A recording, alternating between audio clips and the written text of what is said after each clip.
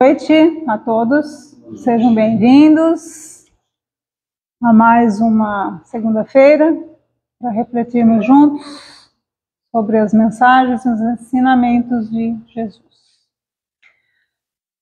Lembrando os estudos da nossa casa, aos sábados nós temos a evangelização infantil, juvenil para os adultos, das 9 às 10h30. Estão todos convidados, tragam as crianças, os jovens, venham também. E temos estudo para todos. É muito interessante, muito bom. Às terças-feiras tem um estudo online, que a Andréia coordena, das 19h30 às 20h30. Está sendo feito o estudo do ESD, o estudo sistematizado da doutrina espírita. Quem desejar participar, é só falar com a Tânia. A Andréia hoje não pôde estar aqui, mas a Tânia está aí. Quem quiser só falar com ela ou comigo, a gente inclui no grupo. E todas as terças nós estudamos. Às quintas-feiras aqui na casa, presencial, nós temos o estudo do livro Céu e Inferno, que está muito interessante. Fomos agora para a segunda parte. E muito bacana, estão todos convidados, venham estudar conosco. E às segundas nós temos os trabalhos aqui. Às 19h30 palestra, depois temos os passes. E estamos aí buscando aprender um pouquinho e nos melhorando, pondo em prática os aprendizados, que é muito importante. Estudar, aprender e praticar, né? Então, nós temos também o canal no YouTube. Todas as palestras, elas ficam gravadas lá no YouTube, então quem desejar ver novamente, ou quem não pôde assistir, é só acessar Centro Espírita Missionário da Luz. Tá bom? Nós estamos também com a campanha do agasalho. Então, quem tiver agasalhos, calçados, e quiser nos trazer aqui para casa, depois nós vamos providenciar que seja entregue para quem necessita. Então, quem quiser colaborar, é só trazer para a gente aqui, tá bom? Muito bem. Então, vamos iniciar. Já iniciamos, né? Vamos fazer uma prece, agradecendo a Deus e a Jesus, nosso Mestre, pela oportunidade de mais uma segunda-feira, mais uma noite, estarmos aqui reunidos, no mesmo propósito, buscando aprender, buscando nos conectar com a espiritualidade maior, com Jesus, com o Pai, para que a gente possa ir melhorando a nossa compreensão, o nosso entendimento, facilitando assim a nossa jornada em busca de sermos melhores, de alcançar um dia a felicidade que a todos nós espera. Vamos então de corações e pensamentos e sentimentos unidos, pedir que Jesus e a espiritualidade que nos ampare, que nos sustente, que possamos estar abertos à compreensão, possamos juntos elevar os nossos pensamentos e os nossos sentimentos, agradecendo por estarmos aqui, elevando também as nossas vibrações por aqueles que não puderam estar, que se sintam amparados também pela espiritualidade, por Jesus. E assim iniciamos esta noite, dando graças a Deus. Edson.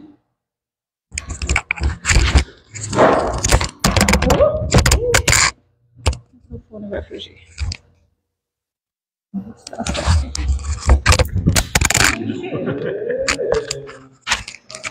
fugindo. Tá frouxo, né? Aqui assim? Ficou. Uma boa noite a todos. É uma alegria, uma honra, um prazer estar novamente nessa casa, onde granjeamos amigos, né? E vamos aumentando a família. O tema de hoje seria outro, Acácio. O tema de hoje é em sua homenagem. Nós iríamos falar sobre o sono e os sonhos, o que a gente faz, mas aí eu não tinha, naquela palestra, uma poesia adequada para colocá-la. E o Acácio sempre nos traz poesias maravilhosas, então nós trouxemos esse tema porque dá para encaixar uma poesia. Nós vamos falar sobre a liberdade em Jesus. Acho que é natural que hoje estejamos mais maduros espiritualmente, consequentemente mais livres. Assim como na nossa casa, uma criancinha pequenininha, ela tem uma liberdade bastante pequena, vai crescendo, vai conquistando mais liberdade, vai buscando adolescência, de repente consegue até a chave de casa, não é? E vai aumentando o seu grau de liberdade até sair de casa e casar. Aí volta a uma liberdade ainda maior, porque ele vai conquistar junto do seu novo lar, um novo patamar. Mas, espiritualmente falando, também funciona assim. Nos primórdios, quando ainda éramos recém-saídos da animalidade, né, os animais, por exemplo, eles têm muito pouco de liberdade, eles não têm livre-arbítrio, eles não têm poder, tomadas de decisões, a não ser aquela vidinha deles. O espírito vai crescendo e vai aumentando o seu grau de liberdade e responsabilidade. E aí nos perguntamos como que é essa liberdade em Cristo. Será que a liberdade que nós estamos lutando aqui na Terra, por exemplo, aqueles que defendem o aborto, dizendo eu sou livre, o corpo é meu, faço o que eu quero, será que essa é a liberdade da maturidade? É sobre isso que nós vamos refletir. E nós vamos começar com um versículo de Paulo na carta escrita aos Efésios. Imaginem que nós estamos no ano de 63 da nossa era. E Paulo finalmente está em Roma. Ele havia planejado estar em Roma para pregar o evangelho já há muito tempo. Mas diferentemente do que ele tinha se proposto, ele estava lá preso. Estava na cadeia. 63. Uns 2 anos já preso. Até que... E assim, granjeando amigos. Os soldados que faziam a guarda, eles trocavam, eles queriam trabalhar e dobrar turno para estarem mais tempo com o Paulo. Olha que interessante, com aquele prisioneiro. Ele era visitado por muita gente da elite romana. Então aquele homem, por que isso? Ele tinha um magnetismo muito forte. E ele tinha uma verdade muito grande e principalmente, né, uma força moral gigantesca. Numa certa ocasião, um desses grandes de Roma, cego, vai visitá-lo. E Paulo impõe-lhe as mãos, e ele não diz como Cristo falava assim, então veja. Ele fala assim, olha, se quiser, veja. Olha que interessante. Se quiser, veja. E o homem viu. Claro que saiu exultante de lá, como ele tinha ligações políticas, poucos dias depois Paulo estava solto. Foi para a Espanha, Pedro e João vêm para Roma, é toda uma história. Mas quando ele estava lá ainda preso, olha o versículo. E aí a gente vai tendo uma ideia de que a liberdade em Cristo não é exatamente essa liberdade que pensamos. Pelo qual sou embaixador em cadeias, para que possa falar dele livremente, como me convém falar. Parece que há uma incoerência nisso. Porque agora estou em cadeias para falar dele quem? Do Cristo, livremente, como convém falar. E aí, Emmanuel vai nos esclarecer parte disso. No Pão Nosso, na lição 53, que chama-se exatamente Em Cadeias, ele diz assim: Paulo alega a condição do emissário em cadeias e simultaneamente declara que isso ocorre para que possa servir ao Evangelho livremente, quanto convinha.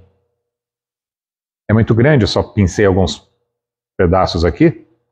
Prisioneiro das autoridades romanas, por isso mesmo, em vista do difícil testemunho, trazia o espírito mais livre para o serviço que lhe competia realizar. Então ele estava dando um testemunho. Vamos lembrar de Sócrates, 400 anos antes desse episódio, 450 anos antes,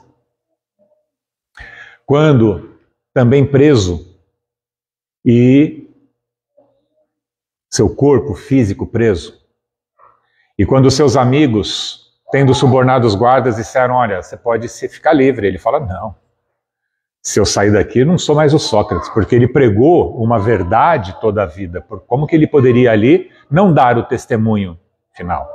Mas vão matá-lo. E daí? Não vão matar o Sócrates, vão matar o corpo. Mas é injusto. E você queria que fosse justo? Você preferia que minha morte fosse justa, que eu fosse de fato um bandido? Conversando com o amigo dele. Quando matarem este corpo, Sócrates não estará mais aqui. Quer um espírito mais livre do que esse? Apesar de estar ali, aprisionado, o seu corpo físico? Não por acaso, na Revista Espírita, em uma das revistas, eu não vou me lembrar agora qual, tem uma passagem que diz assim: ali na Revista Espírita é Paulo, precursor do Espiritismo, né? E no Evangelho segundo o Espiritismo, lá na introdução, tem Sócrates e Platão, precursores do Espiritismo. Tá? Então, o quadro, o Emmanuel vai nos trazer aqui, que esse exemplo de Paulo, ele tem que servir para nós, para que nós não fiquemos dando desculpas pelas nossas dificuldades. Quer uma dificuldade maior do que estar preso e ainda assim ficar praticando o Evangelho? O Paulo ele foi fantástico naquele momento, porque, como eu disse, os soldados, os poderosos, todos estavam ali se convertendo ao Cristo. Além das cartas que escreveu. Ele escreve, além dessa aos Efésios, ele escreve uma carta aos Hebreus, e ela é uma carta memorável, como todas, né? Na verdade, que ele escreve. Então, todos nós, sem distinção, trazemos consigo algemas de obrigações diárias. No lar, no trabalho comum, na rotina das horas. Ninguém, portanto, tente quebrar essas cadeias, essas algemas, né? Eu sou aprisionado, de certa forma, aos meus afazeres domésticos, no meu trabalho, etc. E posso dizer, já que eu estou aprisionado a isso, quando eu me libertar disso tudo, aí sim eu trabalho para o Cristo. Quando eu tiver dinheiro, então estiver mais tranquilo, aposentado, aí eu venho fazer alguma coisa. E aí Emmanuel está nos dizendo que não funciona assim. Que então, ninguém, portanto, tem que quebrar as cadeias em que se encontra na mentirosa suposição de que se candidatará a melhor posto nas oficinas do Cristo. É agora. Não importa em que situação estejamos. E aí ele fala mais: somente o dever bem cumprido nos confere acesso à legítima liberdade. Aí a gente já começa a entender o que é a liberdade em Cristo. Somente o dever bem cumprido nos confere acesso à liberdade. Nós vamos fazer aqui, já que a poesia é para você, ou você responde ou me pergunta até o fim, se por acaso a gente não fizer aqui, que relação que isso tem com a norma, aquela frase do Espiritismo, né, a bandeira do Espiritismo: fora da caridade não há salvação. O que o fora da caridade não há salvação tem a ver com a liberdade em Cristo? Tá? Vamos ver se a gente chega lá, juntos. Eu disse que essa carta que ele escreveu foi aos Efésios. Mas também, não preso, mas ele escreveu uma carta aos Gálatas. E essa carta aos Gálatas, ela é também conhecida como a Carta da Liberdade. Porque Paulo trata muito sobre esse tema à comunidade da Galácia. E nós vamos pensar alguns momentos dessa carta para a nossa reflexão de hoje. Mas antes, começaremos com uma poesia. Uma poesia que vai falar de uma pessoa. Eu, você, qualquer um de nós, poderia se enquadrar nesta situação. Todos aqueles que, vivendo a carne, vivenciando a matéria, busca a liberdade, busca a paz, busca o prazer. Falando em paz, Cristo nos fala, né? Eu vos dou a minha paz, mas não vou as dou como o mundo as dá. Eu poderia dizer a mesma coisa, eu te dou a liberdade, mas a minha liberdade não é esta liberdade que vocês pensam no mundo. E o próprio título desta poesia já fala alguma coisa. Da mesma maneira que lá Paulo, dizendo que estava livre em cadeia, aqui diz assim, escravo da liberdade. Escravo da liberdade. Navegando pela vida, 7 mares percorri, cada palmo de terra virgem senti. Correntezas, tempestades, quantos ciclones venci, em busca da liberdade corri. Em cada porto uma novidade, em cada ilha uma esperança, cada minuto uma saudade dos meus tempos de criança. Tempos bons, tempos idos, quão seriam bem-vindos? Tempos em que existia o chão, tempos de falsa escravidão. Hoje, refém da liberdade, vivendo de esperança e saudade, à procura de um porto seguro, de uma casa, uma verdade. Até que num porto do Oriente, conheci um velho sábio, valente, e auscultando a minha angústia, assim falou num repente. Filho querido e amado, sei que és corajoso, correndo atrás do perigo, tendo o perigo em seu bojo. Mas para achar o que queres, mais coragem há de ter, pois os perigos que passastes são quimeras, pode crer. As verdadeiras tempestades de sentimentos maliciosos, os ciclones grandiosos e os mares mais perigosos, isso tudo está em ti. Navega, pois, dentro do coração, suporta as correntes da maldade, arrebenta os laços da paixão e conhecerás a verdade. E conhecerás a verdade que vai te trazer a liberdade. Aí podemos trazer João. Se vocês permanecerem firmes na minha palavra, verdadeiramente serão meus discípulos e conhecerão a verdade. E a verdade vos libertará. A verdade vos libertará. Então, o que é ser livre em Cristo? Qual um dos pressupostos para ser livre em Cristo? É conhecer a verdade. A verdade é um dos aspectos do próprio Cristo. Eu sou o caminho, a verdade e a vida.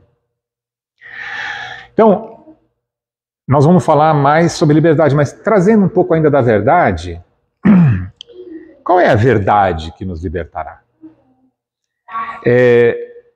Por exemplo, vivenciarmos a vida verdadeira. Lembrarmos de quem somos, espíritos imortais. Não nos confundirmos com a materialidade, com a personalidade atual. Eu costumo, nas últimas vezes que eu tenho falado, eu trago um exemplo muito forte que me marcou, porque acho que 15 dias depois eu estava lá fazendo ressonância magnética em São Paulo, num laboratório, onde aconteceu um acidente. Só foi noticiado. Um advogado foi acompanhar a mãezinha dele uma senhorinha, lá para fazer a ressonância. E não sei se vocês sabem, se já entraram numa sala de ressonância.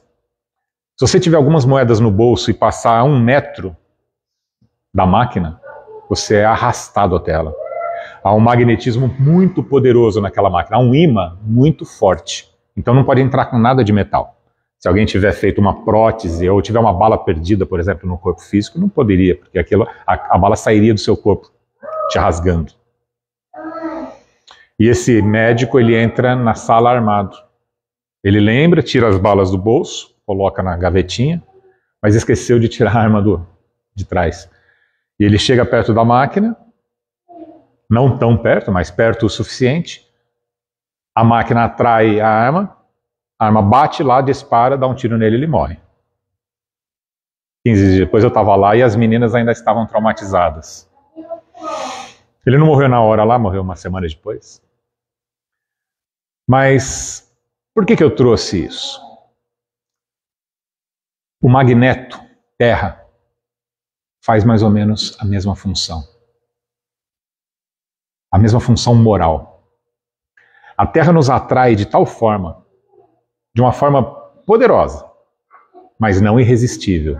A atração irresistível é para Deus. Mas a materialidade nos prende na Terra. Nós vamos ver lá na carta aos Gálatas, né? Estava mais lá para frente, mas... e aquele que já é de Cristo, ele crucifica suas paixões e concupiscências. Então, quando o espírito já está liberto, é porque ele pendurou as suas paixões e concupiscências na cruz do Cristo. Ele já não está mais vivendo as suas paixões. E é na maneira de Paulo, né?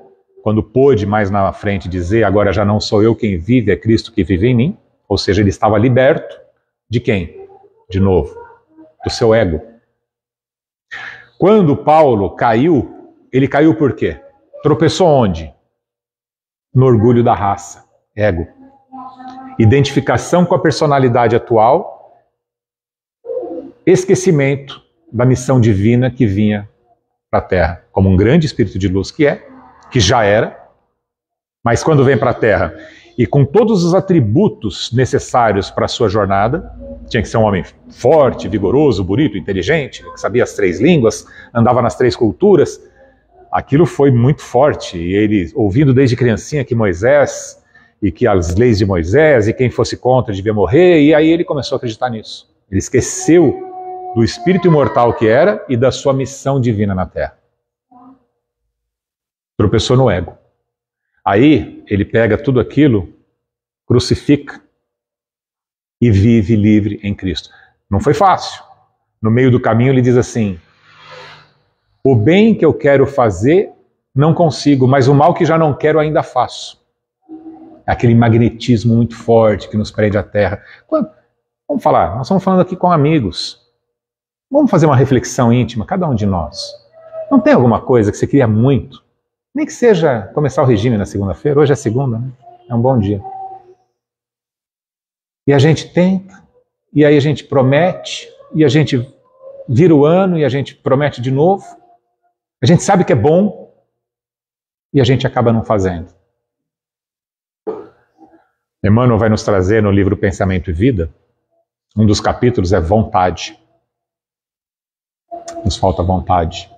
Aliás, no livro dos Espíritos, eu não vou lembrar o número da questão, Kardec pergunta assim, se o homem pode apenas pelos seus esforços vencer as suas más paixões. O homem pode, pelos seus esforços, vencer suas más paixões? Sim. Às vezes, com pequenos esforços. O que lhe falta é vontade. Quão poucos de vós têm vontade? E quando não temos vontade suficiente para mudar aquilo que desejamos em nós, é porque nós estamos escravizados. Escravizados. Aqueles que têm algum caso em casa, a maioria dos lares de alguma forma tem, se não no lar menor, no lar maior, com os irmãos, primos, etc. Alguma pessoa aprisionada a algum vício, quer seja o alcoolismo ou a drogadição. Não é uma prisão? Às vezes a pessoa realmente gostaria de sair, às vezes quer, às vezes tem um desejo, mas não é forte o suficiente. Então a liberdade em Cristo não é fazer o que quer. Nós vamos pegar isso mais para frente. Mas vamos trabalhar um pouquinho da poesia? Então, essa nossa personagem, o que ele faz? Ele percorreu todos os mares, lutou contra todos os ciclones e venceu. Mas isso tudo é uma busca material. Nós estamos falando de um ser que foi buscar lá fora, que é o que costumamos fazer também. Nós buscamos as alegrias fora de nós. Nós buscamos a paz fora de nós. E quando aquele que vive conosco não nos dá a paz que achamos que merecemos, nós nos aborrecemos. Mas ele não é responsável pela nossa paz. Ninguém é, a não ser nós mesmos. Então, toda a luta é interna. Quando Cristo diz, eu não vim trazer a paz, mas a espada, essa espada tem que ser cravada em nosso coração, para matar as nossas paixões e concupiscências, para nós lutarmos contra aquilo que nos prende à materialidade, para que então possamos ser livres. Há uma outra passagem, essa que eu gosto de falar: desperta, ó tu que dormes, levanta-te de entre os mortos, que Cristo te iluminará. Então, nós estamos aqui dormindo em espírito. Então, aprisionados num sono profundo, vivendo apenas a materialidade, presos em nossas paixões e concupiscências, nas palavras de Paulo. Então, o ser livre em Cristo é nos libertarmos de nós. Ficou claro, gente? Alguma dúvida? Alguém gostaria de fazer algum comentário? Então, quando ele correu todos esses mares, ele estava buscando os prazeres da vida. Em cada porto, uma novidade, em cada ilha uma esperança. O que ele estava buscando? Relacionamentos para ver se ele supria aquele vazio interior. Aí é interessante, porque num momento ele fala assim, vamos pegar lá, tempos bons, tempos idos, né? Cada minuto uma saudade dos meus tempos de criança. Tempos bons, tempos idos, como seriam bem-vindos. Tempos em que existia o chão e tempos de falsa escravidão. Então, quando ele era livre, como uma criança, ele era puro. Quando ele não estava indo buscar os prazeres lá no mundo, ele achava que ele estava aprisionado na casa paterna. Falsa escravidão, porque ele estava em comunhão com o Pai. E hoje, refém, a dicotomia, refém da liberdade. Ele busca essa liberdade tão freneticamente que ele se escraviza nesse processo. Que é o que fazemos com as nossas paixões. Refém da liberdade, vivendo de esperança e saudade. Ou seja, ele olha para o passado e para o futuro, porque o presente ele não está mais enxergando nada de bom. À procura de um porto seguro, de uma casa, de uma verdade. Quem é a mesma verdade? É o Cristo. Aí, até que num porto do Oriente, um sábio falou, né? Por que no Oriente? Por que um sábio, um velho sábio? Quem é esse velho sábio? Oriente, nós poderíamos pensar no seguinte: onde o sol nasce? Quando vira o ano vira onde antes? Não é lá no Oriente? Porque o sol nasce, lá já é o dia 1º de janeiro, aqui a gente ainda está no dia 31 de dezembro, o sol nasce lá para depois vir para cá. Então o Oriente é de onde vem a luz divina. Então quando ele está no Oriente, ele está caminhando para o Oriente, ele recebe essa luz divina e um velho sábio fala com ele. Esse seu velho sábio poderia ser o próprio inconsciente, onde habita Deus em nós. E as paisagens evitadas até então são os desertos da nossa vaidade, os pântanos do nosso orgulho, as sarças do nosso egoísmo. E aí, esse velho sábio fala para ele que as verdadeiras tempestades, os sentimentos maliciosos, os ciclones grandiosos, isso tudo está em ti. Então, arrebenta os laços da paixão, né? Navega para dentro do seu coração, arrebenta esses laços da paixão e conhecerás a verdade. E com a verdade vem a liberdade. Estar livre em Cristo. Libertar-se do ego, a nossa verdadeira missão na Terra. Como disse, né, Gálatas 5:24, e os que são de Cristo crucificaram a carne com suas paixões e concupiscências. E aí Paulo, ele nos escreve também o seguinte: Foi para a liberdade, também aos Gálatas, tá? Foi para a liberdade que Cristo nos libertou. Portanto, permanecei firmes e não vos sujeiteis outra vez ao jugo da escravidão. Numa leitura que muitos dos nossos irmãos de outras doutrinas, quando ele fala aqui para não ter o jugo da escravidão, pensam logo no Egito, que escravizava os hebreus. Mas mesmo aquilo, o Êxodo, lá do Antigo Testamento, numa linguagem mais transcendental, na linguagem espiritual, o Egito também significa a materialidade. A estreiteza da terra. Egito significa a estreiteza da terra. E que este povo, conduzido por Moisés, começa a se libertar dessa estreiteza, porque Moisés começa a trazer o maná, o pão dos céus, mostrando qual é a verdadeira vida. Certo?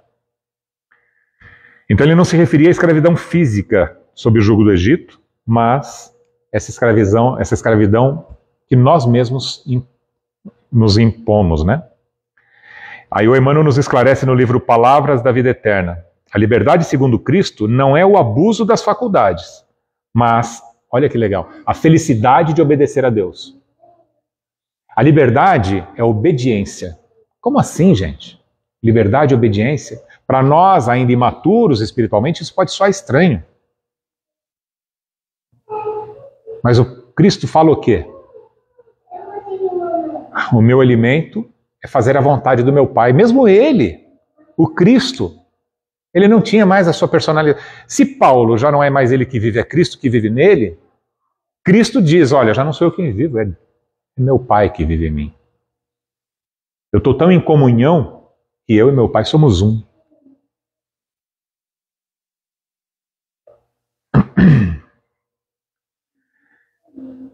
Essa aqui vai dar um nó na cabeça da gente. Porque vós, irmãos, fostes chamados à liberdade. Não useis então da liberdade para dar ocasião à carne, mas sermos servos uns dos outros pela caridade. Usai a liberdade para ser servo. Quem foi o espírito mais livre que já pisou aqui? Jesus. Todo mundo concorda com a? Quem mais serviu? É simples assim. Lembra daquela passagem, os apóstolos discutindo quem seria o maior entre eles? O que o Cristo faz? Quer ser o maior? O maior é aquele que mais serve. O espírito mais livre é aquele que já está tão desprovido dos seus preconceitos, dos seus egos, etc., que não tem o menor problema do governador da terra se ajoelhar aos pés dos seus discípulos e lavá-los. O episódio dos lava-pés. Com toda a humildade. Só um espírito livre pode ser humilde. Porque a humildade, porque o orgulho aprisiona. Um espírito orgulhoso não consegue ser livre. Ele pode estar livre na terra, libertino, fazendo tudo o que deseja. Paulo diz, o que mais? Eu tudo posso, mas nem tudo me convém. Então, aí há uma questão de disciplina. E essa palavra ela é muito forte. Porque quando o Emmanuel chega para Chico, no seu primeiro encontro, e diz, você quer servir a Cristo? Você precisa de 3 requisitos. E o Chico, claro que eu quero, não sei se eu dou conta, o que eu preciso? Você precisa de disciplina, disciplina e disciplina. Disciplina de pensamentos, disciplina de sentimentos, disciplina de ações. O hábito, ele é precedido sempre de um esforço. Para espíritos superiores, esses que já estão libertos, está fácil fazer o bem, é fácil praticar a caridade. Isso já faz parte da vida deles. Mas ainda, enquanto estamos na caminhada, precisamos do esforço. da vontade, da disciplina. Então a disciplina, a força do hábito, né? Tem um ditado que o hábito não faz o monge. O hábito, nesse caso, ela tem um duplo sentido. O hábito é a roupa. Então, quem usa, não é só porque está usando essa roupa que você é um monge. O hábito não faz o monge. Mas o hábito também não faz o monge, assim, apenas o hábito, né? Não, nesse caso até faria. Com a força do hábito, ele incorpora aquela atitude. Então, eu quero ser uma pessoa mais caridosa. Eu estou começando a praticar isso, às vezes com uma vontade, às vezes por obrigação, mas com a força do hábito, aquilo vai se tornando natural, aí eu nem percebo mais. Às vezes precisamos fazer isso, né? Então, já falamos do lava-pés, e esse trecho se alinha com a bandeira do Espiritismo. Fora da caridade não há salvação. Por que não há salvação? Salvar de quê? Qual é o contrário da caridade? O egoísmo. Se a caridade salva, ou seja, se a caridade liberta, o egoísmo aprisiona. Então, fora da caridade não há salvação. Por isso, tinha essa conexão do fora da caridade não há salvação com o ser livre em Cristo. Certo? No Consolador, questão 254, falando uma pergunta sobre paciência, né?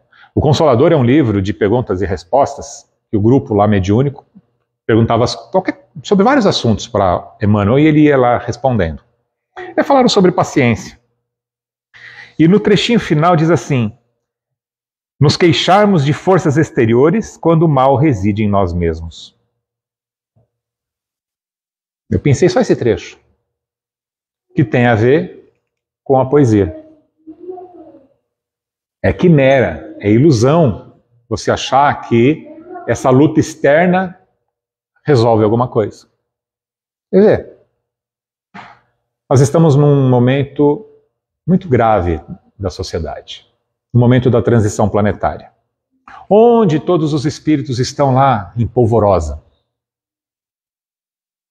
Alguns, provavelmente encarnando pela última vez na Terra, porque suas vibrações não mais vão se coadunar com a nova Terra que há por vir. Nesse momento grave, nós estamos nos dividindo. Não é só no Brasil, gente. O mundo todo está assim. Irmão brigando com irmão, as famílias brigando por política, por qualquer coisa. E aí nós podemos falar, mas não é injusto? O que o governo X ou esse Y está fazendo não é injusto? Nós não temos que lutar pela liberdade? Nós temos que lutar por um Brasil justo? Sim. Nós temos que lutar a maneira que Cristo lutou. Como foi que ele lutou? A César o que é de César, a Deus o que é de Deus. Tá tudo certo, gente. Dia desses minha mãe provavelmente está lá nos assistindo. Falou assim, nós vamos ficar à mercê desse povo? Não. Nós vamos ficar à mercê de Deus. É Ele que está no comando. Isso também, a fé, é uma outra coisa que nos dá liberdade. Porque o medo nos aprisiona, mas a fé nos liberta. Se estamos olhando apenas a matéria, nossa, o mundo está terrível. Eu nunca vi tanta injustiça. Ah, não? Quando crucificaram Cristo, não era uma injustiça ainda maior? Quando mataram Sócrates, era justo? Me diz um momento da humanidade em que a justiça da terra foi justa. São apenas aulas exteriores. São esses ciclones grandiosos que a gente vence por aí.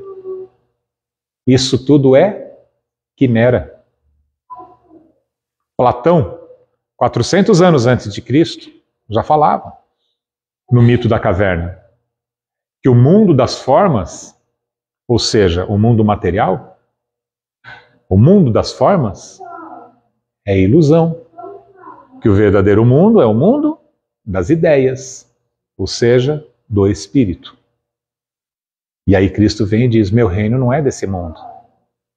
Então, para que perdermos saúde, nos desequilibrarmos com as coisas de fora? Imagina, eu estava comentando, eu rodei aqui 1 hora de estrada, num carro bom, numa estrada boa, companhia boa, para vir aqui falar um pouco de Jesus. Vamos imaginar como foram os primeiros cristãos? Vocês têm ideia do que Paulo fazia para ir pregar o Evangelho?